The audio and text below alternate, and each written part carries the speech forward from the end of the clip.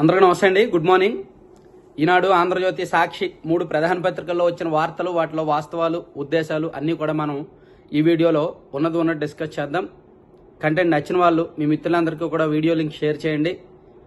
నచ్చని వాళ్ళు ఎందుకు నచ్చలేదు ఏంటనే చెప్పండి. యాక్చువల్లీ మనకి ల్యాప్టాప్ ఉంది, అన్నీ ఉన్నాయి, కానీ అస్సలు నెట్ చాలా స్లో ఉంది. నేను బెంగళూరులో ఉన్నాను. బెంగళూరులో ఉన్న హోటల్లో నెట్ చాలా స్లో ఉందన్నమాట. అందుకే ల్యాప్టాప్లో ఓపెన్ అవ్వట్లేదు.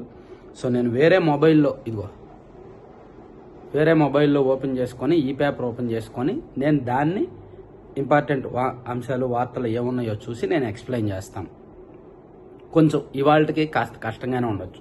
ఇంకో ఇంపార్టెంట్ విషయం ఏంటంటే, ఈరోజు నేను హైదరాబాద్లో అందుబాటులో ఉంటాను. ఈరోజు రేపు హైదరాబాద్లో మన సబ్స్క్రైబర్స్ ఎవరైనా ఉండి కలవాలి అనుకుంటే నా నెంబర్ ఉన్నవాళ్ళు నాకు మెసేజ్ చేయండి. అంటే నేనేం లేదు, ఏ పని మీద తిరుగుతున్నానంటే, మనం మొబైల్ యాప్ డెవలప్ చేస్తున్నాం కదా. సో దానికోసం నేను కొంతమంది దగ్గర కొటేషన్స్ తీసుకుని వాళ్ళతో డైరెక్ట్ మాట్లాడి మన రిక్వైర్మెంట్స్ ఏంటి, నెక్స్ట్ ఒక 5 years 10 years పాటు దాన్ని రన్ చేయాలంటే మొత్తం ఓవరాల్గా ఎంత ఖర్చు అవుద్ది, వాళ్ళు ఏమేం ప్లాన్తో ఉన్నారు, డిజైన్స్ ఎలా, ఇదంతా కూడా మొత్తం డైరెక్ట్గా కలిసి మాట్లాడడానికి కొన్ని సాఫ్ట్వేర్ కంపెనీలతో వీళ్ళతో మాట్లాడడానికి నేను హైదరాబాద్, బెంగళూరు అన్నీ తిరుగుతున్నా.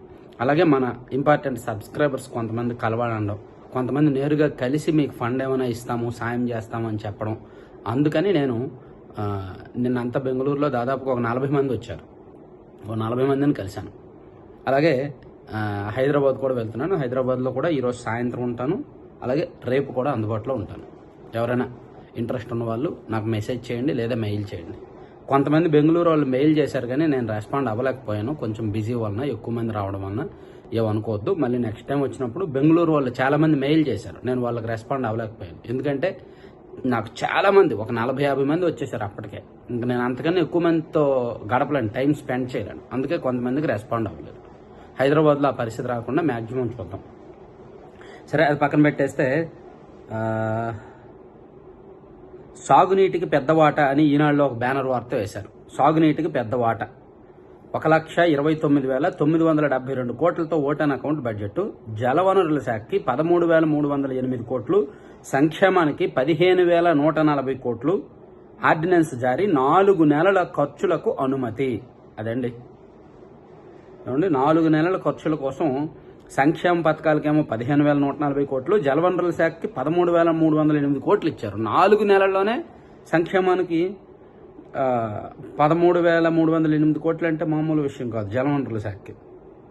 సో రాష్ట్ర ప్రభుత్వం ఓటాన్ అకౌంట్ బడ్జెట్కు ఆమోదం తెలిపింది. మొత్తం 1,29,972 కోట్లతో ప్రతిపాదించిన ఈ బడ్జెట్ను ఆమోదిస్తూ గవర్నర్ జస్టిస్ అబ్దుల్ నజీర్ బుధవారం ఆర్డినెన్స్ జారీ చేశారు. ప్రస్తుత ఆర్థిక సంవత్సరంలో రాబోయే 4 నెలల కాలానికి ప్రతిపాదించిన ఈ బడ్జెట్ జలవనరుల శాఖకు కూటమి ప్రభుత్వం పెద్దపీట వేసింది. భారీ, మధ్య, చిన్న తరహా నీటిపారుదలకు 13,300 కోట్లు, 308 కోట్లు పెట్టుబడి వ్యయంగా కేటాయించింది.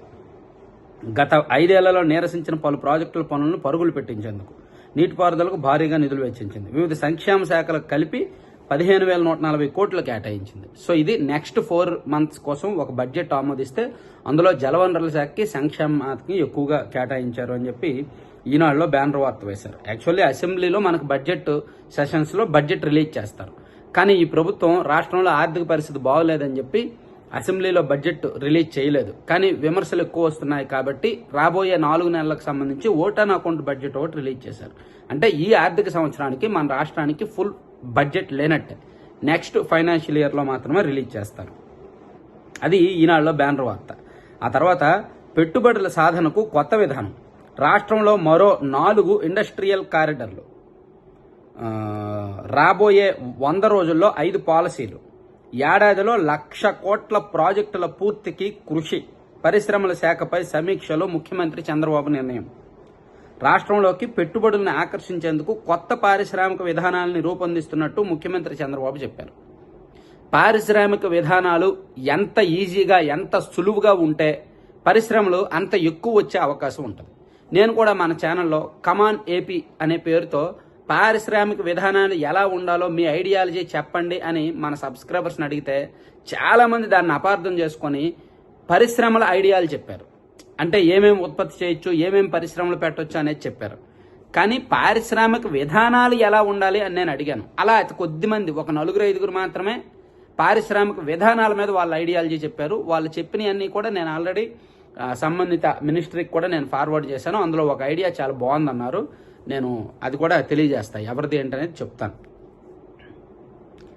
అది సో కొత్త పారిశ్రామిక విధానానికి ప్రభుత్వం ఎప్పుడైనా సరే ప్రభుత్వాలు మారిన తర్వాత పారిశ్రామిక విధానాలు మారుతాయి. అలా ఎవరివైతే సులువుగా ఈజీగా ఉంటాయో అప్పుడు ఎక్కువ పరిశ్రమలు వచ్చే అవకాశం ఉంటుందన్నమాట. ఇక మృత్యుదెబ్బలైన ఊళ్ళు, తుడిచిపెట్టుకుపోయిన మండక్కై జంక్షన్ చూరాల్మల 167కు పెరిగిన మృతుల సంఖ్య, ఆచూకీ దొరకని 191 మంది, 219 మంది గాయాలు, ఒకే కుటుంబంలో 11 మంది గల్లంతు.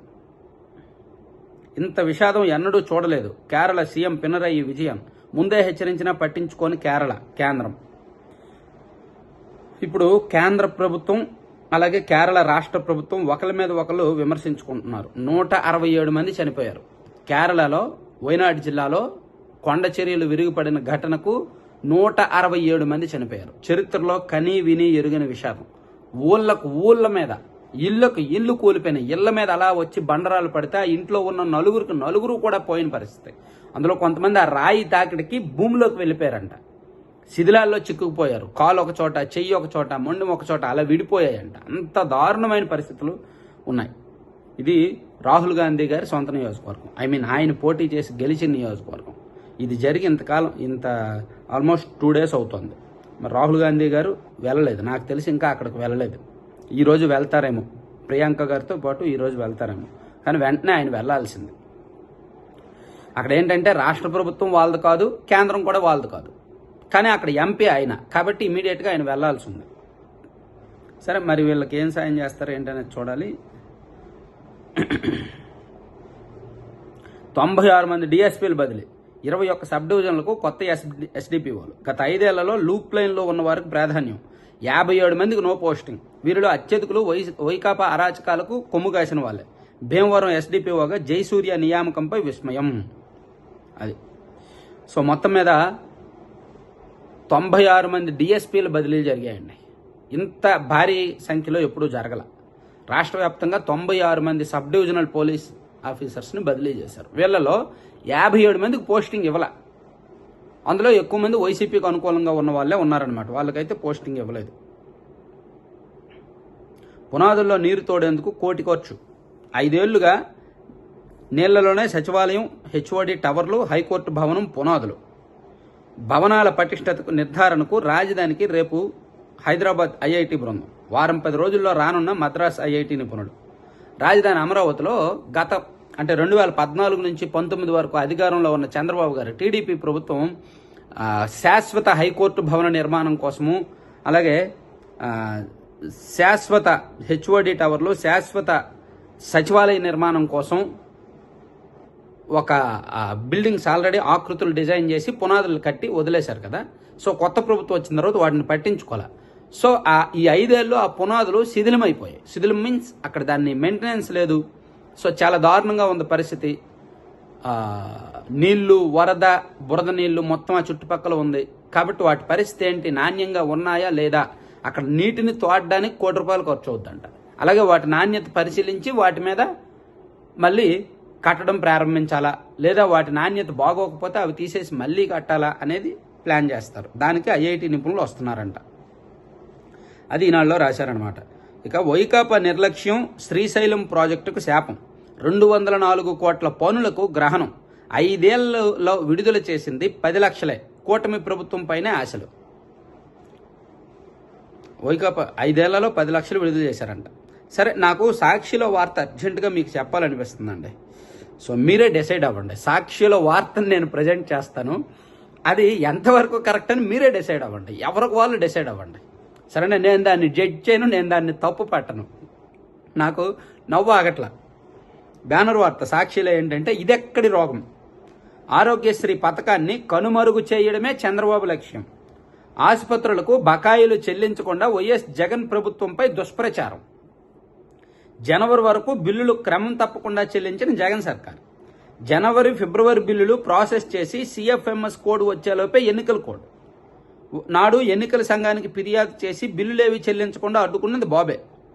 ఏప్రిల్ మే జూన్ బకాయిలు ఊసెత్తన బాబు సర్కార్. ఆరోగ్యశ్రీనే కాదు, మందుల కొరత, కొత్త వైద్య కళాశాలలపైన తీవ్ర నిర్లక్ష్యం. ప్రజలకు తాముంటున్న ప్రాంతంలో సూపర్ స్పెషాలిటీ వైద్య సేవలు సురక్ష అందకుండా నిలుపుదల. మొత్తంగా ఆరోగ్య రంగాన్ని నిర్వీర్యం చేసేందుకు చంద్రబాబు కుట్ర. ఇది రాశారు సాక్షిలో బ్యానర్ వార్త. ఆరోగ్యశ్రీ బకాయిలంట చంద్రబాబు గారు ఇచ్చేయాలంట. 1600 కోట్లు బకాయిలు ఉన్నారంట. అవన్నీ కూడా చంద్రబాబు గారు వచ్చాక జరిగాయి అనేటట్టు రాశారు. జనవరి వరకు క్లియర్ చేస్తారంట. జనవరి వరకు క్లియర్ చేస్తే డిసెంబర్లో వాళ్ళు ఎందుకు లేఖ రాస్తారు? బాబు మాకు ఇలా బకాయిలు ఇవ్వట్లేదు, మేము ఆపేస్తామని. ఫిబ్రవరిలో వాళ్ళు ఎందుకు లేఖ రాస్తారు? ఎన్నికలకు 2 నెలల ముందు సూపర్ స్పెషాలిటీ ఆరోగ్యశ్రీ నెట్వర్క్ ఆసుపత్రులు ప్రభుత్వానికి లేఖ రాశారు. మాకు మీరు 750 కోట్లు బకాయి పడ్డారు, ఇవ్వకపోతే మొత్తం ఆపేస్తాము అని. సో ఆ 750కి తోడు మరో 850 కోట్లు కలిపి ఇప్పుడు దాదాపుగా 1600 కోట్లు బకాయి పడ్డారు ఇప్పుడు. సో కొత్త ప్రభుత్వం వచ్చి 50 రోజులు అవుతుంది. ఈ 50 రోజుల్లో ఎంత ఉంటాయండి బకాయిలు? సో అంతకుముందు ఉన్నదంతా గత ప్రభుత్వందే కదా బాధ్యత. అదనమాట, అలా ఉంటుంది మన రాతలు. సరే, ఎవరికి వాళ్ళు డిసైడ్ అవ్వండి, నేను దీనిలో ఏం కామెంట్ చేయను. తర్వాత చంద్రబాబు రాజకీయ మాయా జోదం. శకుని రాజకీయాలకు మరోసారి తెరతీసిన చంద్రబాబు. వైఎస్ఆర్సీపీ రాజ్యసభ సభ్యుల కొనుగోలుకు కుట్ర. ఒక్కొక్కరికి 40 కోట్ల నుంచి 70 కోట్ల వరకు ఆఫర్. అక్రమంగా సంపాదించిన సొమ్ముతో ప్రలోభాలు. రాజీనామా చేస్తే వెంటనే ఉప ఎన్నికల్లో టిక్కెట్ ఇస్తామని ఎర. ఎమ్మెల్యేల బలం ఉన్నందున మళ్లీ గెలిపిస్తామని నమ్మించే యత్నం. 2014-19లో 3 ఎంపీలు, 23 మంది ఎమ్మెల్యేల కొనుగోలు.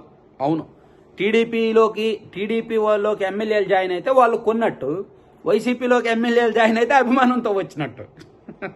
ఏదో సామెత ఉంటుంది కదా, వాళ్ళు చేస్తే అదని, వీళ్ళు చేస్తే ఇదని, ఏదో సామెత ఉంటుంది కదా. మన సాక్షిలో రాతలు అలాగే ఉంటాయి. ఎంతైనా మన వైఎస్ఆర్ కాంగ్రెస్ పార్టీ ఆంధ్రప్రదేశ్కే పరిమితం అవ్వకూడదు. ఇటువంటి పార్టీ ప్రపంచవ్యాప్తంగా, వీలైతే అంతరిక్షంలో కూడా ఉండాలి.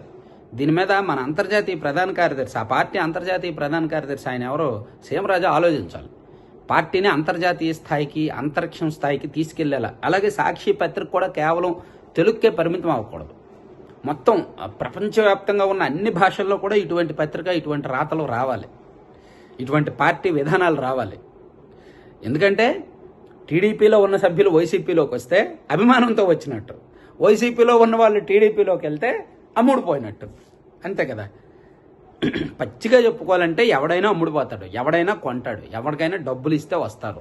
లేదా వాళ్ళ వ్యాపార సౌకర్యాల కోసమో, వాళ్ళ వ్యాపార సౌలభ్యాల కోసమో, వాళ్ళ రాజకీయ అవసరాల కోసమో, వాళ్ళ రాజకీయ స్వార్థం కోసమో, వాళ్ళ ఆశల కోసమో, వాళ్ళ తతంగాల కోసమో వస్తారు తప్ప అభిమానంతో వచ్చేవాడు ఎవడో ఉండడు. ఆ స్థాయికి వెళ్ళాక పాపం అభిమానంతో పనిచేసేది కింది స్థాయిలో ఉన్న కార్యకర్తలే, ద్వితీయ శ్రేణి నాయకులే తప్ప ఆ పైన అభిమానం ఉండదు, ఎమోషన్స్ ఉండవు, ఏమీ ఉండవు.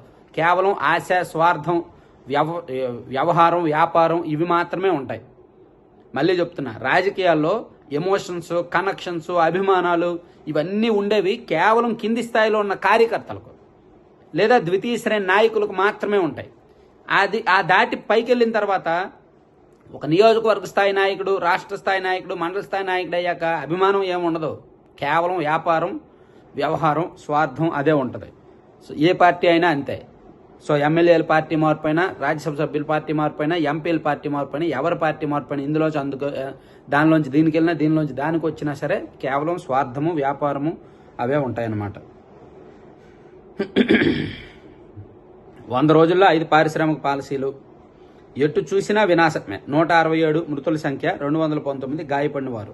దురాశ తెచ్చిన దుఃఖం ఇది. వైనాడులో పర్యావరణ విధ్వంసం. యథేచ్ఛగా తవ్వకాలు, హోటళ్లు, రిసార్టులు. కాస్త వానుకు వణుకుతున్న కొండ ప్రాంతం. పర్యావరణ విధ్వంసం. పర్యావరణాన్ని అక్కడ హింసించారు. యథేచ్ఛగా హోటళ్ళు, రిసార్ట్లు కట్టి ధ్వంసం చేశారు కొండల్ని. అందుకని ఆ కొండ అలా జరిగింది. సో ఇది తలుచుకుంటే మనకు కూడా కొండ ప్రాంతాల్లో పర్యావరణ విధ్వంసం జరిగితే ఏం జరుగుద్ది అని తలుచుకుంటే భయం వేస్తుంది, అంతే కదా. ఇసుక ధర పెంపు, కొనుగోలుదారుల నిరసన. భీమిలిలో టన్నుకు 758 నుంచి 1070 వరకు పెంపు. ఒకేసారి 318 పెరగడంతో కొనుగోలుదారుల ఆగ్రహం. ఓవైపు ఉచితమంటూ ఇంతేసి వసూల్లా అని నిరసన. నిజమే, ఇసుకలో అయితే మాత్రం అవినీతి ఆగట్లేదు, ఆపలేరు. Golden days. భారీగా తగ్గిన బంగారం ధరలు. కేంద్రం దిగుమతి సుంకాన్ని తగ్గించడమే దీనికి కారణం. 10 గ్రాములపై 5,800 దాకా తగ్గుదల, ధర తగ్గడం, పెళ్లిళ్ళ సీజన్ కావడంతో భారీగా బంగారు దుకాణాలు పెట్టుబడిగా పుత్తడిని కొంటున్న ప్రజలంట. రాష్ట్ర వ్యాప్తంగా బంగారం విక్రయాలు రోజుకి 107 కేజీలు కొంటున్నారంటండి బంగారం మన రాష్ట్రంలో. అది సాక్షిలో ఒక ఆసక్తికరమైన వార్త వేశారనమాట. సో ఇక ఆంధ్రజ్యోతికి వెళ్తే పత్రిక అంటే పేపర్ బ్యాక్లో పెట్టి చూపించకుండా చెప్పడం నాకు కూడా ఇబ్బందిగానే ఉంది. సో ఈ ఒక్కరోజుకి అడ్జస్ట్ అవ్వండి. బడ్జెట్ గురించి రాశారు. 4 నెలలు 1,29,000 కోట్లు, అది ఒకటి ఇచ్చారు. తర్వాత గనుల శాఖ వెంకటరెడ్డిపై వేటు, సస్పెన్షన్, కేసు నమోదుకు రంగం సిద్ధం. సీఎంకు గనుల శాఖ సిఫార్సు, కోస్ట్ గార్డ్ నుంచి డిప్యూటేషన్పై 2 కీలక పదవులు ఇచ్చిన మాజీ ముఖ్యమంత్రి జగన్. ఇసుక, బీచ్ శాండ్, బొగ్గు, సర్వేరాళ్లపై అడ్డగోలు నిర్ణయాలు. ప్రభుత్వానికి ఆర్థికంగా నష్టం. నిన్నటితో ముగిసిన డిప్యూటేషన్. సస్పెండ్ చేస్తే రిలీవ్ కావడం కుదరదు. సో అతన్ని సస్పెండ్ చేసే ఆలోచనలో ఉన్నారు గనుల శాఖ డైరెక్టర్ వెంకటరెడ్డి గారు. అదొకటి ఇచ్చారు. తర్వాత వెనక్కి వచ్చేయండి, వైసీపీ వేధింపులతో వెనక్కి వెళ్లిన పారిశ్రామికవేత్తలతో చర్చలకు నిర్ణయం. ఎవరెవరు వెళ్ళారు? APP, Asian pulp and paper, Jockey, అలాగే కియా అనుబంధ పరిశ్రమలు, అందరితో పాటు అమర్ రాజా వాళ్ళు హైదరాబాద్ వెళ్ళిపోయారు. 9,500 కోట్ల పెట్టుబడి. మరి అమర్ రాజా వాళ్ళు కూడా వస్తారంటారా? అలాగే కొన్ని సిమెంట్ పరిశ్రమలు. సో వాళ్ళందరినీ కూడా ఈ ప్రభుత్వం కబురు పెట్టిందంట, వచ్చేయండి, మేము మీకు సౌకర్యంగా సానుకూలంగా ఉంటాము, కొత్త ప్రభుత్వ పాలసీలు ఇస్తాము అని. మంచిదే. సో వాటిలో కొన్ని పరిశ్రమలు ఆంధ్రప్రదేశ్కి మళ్ళీ వెనక్కి వస్తే మంచిదేగా. తర్వాత 5 ఏళ్లు దాటితే కొత్త ఫాస్ట్ ట్యాగ్, 3 ఏళ్లు దాటితే కేవైసీ చేయించాలి. నేటి నుంచి నిబంధనల మార్పు అమలుకు అక్టోబర్ 31 చివరి తేదీ.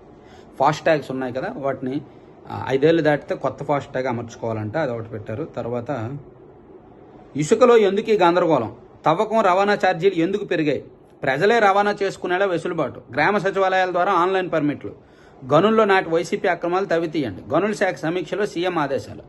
సో ఇసుకలో రవాణా ఛార్జీలు, తవ్వకం ఛార్జీలు పెరిగాయి. సో ఎందుకు పెరిగాయి అని చెప్పి సీఎం గారికి కూడా తెలియదంట, అడిగారంట నిన్న దాని మీద రివ్యూ చేసి. సో కాకినాడలో భూచోళ్ళు, పోర్టులో భూచోళ్ళు, కొరగాని కంపెనీలకు కాకినాడ యాంకరేజ్ పోర్టు భూములంట. మాజీ మంత్రి వేణు అనుచరులకి ఇలా కొంతమందికి కాకినాడ పోర్టు ల్యాండ్స్ కొంతమందికి ఇచ్చేశారు, యాంకరేజ్ పోర్టు భూములు ఇచ్చేశారు, అదొకటి రాశారనమాట. సో గత ప్రభుత్వం ఉన్నప్పుడు ఏది వదల్లా, దేన్ని వదల్లా, బీచ్ భూములు కూడా వదల్లా. విజయసాయిరెడ్డి గారికి ఏమో భీమిలి బీచ్ భూములు ఇచ్చారు. అలా అనుకున్న వాళ్ళకి అనుకున్న వాళ్ళకి సాధ్యమైనంత వరకు దోచిపెట్టారు. సరే, ఇవి 3 పత్రికల్లో ఉన్న కీలకమైన ప్రాధాన్యమైన అంశాలు. సో ఈనాడులో ఇంకా లోపల పేజీల్లో ఏమున్నాయనేది సింపుల్గా ఒకసారి చూసి చెప్తాను. వైకాపా కుంభకోణాలపై విచారించండి, మా వాళ్లపై పెట్టిన కేసులను ఎత్తివేయండి, సీఎం చంద్రబాబును కలిసి విన్నవించిన సిపిఐ నేతలు. రోజుకో మంత్రి, సీనియర్ నేత టీడీపీ కార్యాలయంలో అందుబాటులో ఉంటారన్నమాట. వాళ్ళు ప్రజల నుంచి వినతులు స్వీకరిస్తారు. ఇక తెదేపాలో చేరిన కుప్పం వైకాపా ప్రజాప్రతినిధులు, 15 మంది ఎంపీటీసీ సభ్యులు, 5 కౌన్సిలర్లు, పార్టీ కండువా కప్పని చంద్రబాబు. కుప్పంలో వైకాపా ఖాళీ అవుతుందన్న ఎమ్మెల్సీ శ్రీకాంత్. ఒకసారి చెప్తా, కుప్పంలో వైసీపీలో కొన్ని గందరగోళ పరిస్థితులు ఉన్నాయి, నేను మళ్ళీ సెపరేట్గా చెప్తాను. ఇదంతా కేవలం అధికారం ఆట అండి, పవర్ పాలిటిక్స్ అండి, ఇంకేం కాదు, కేవలం పవర్ పాలిటిక్స్.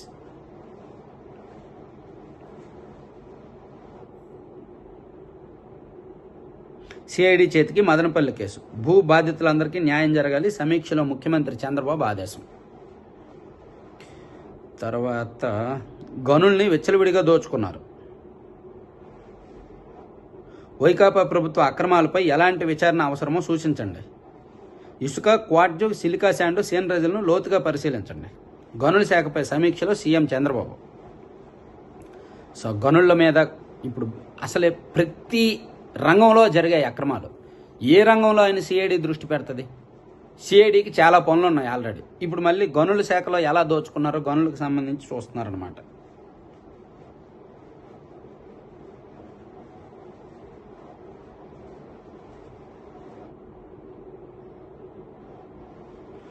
తర్వాత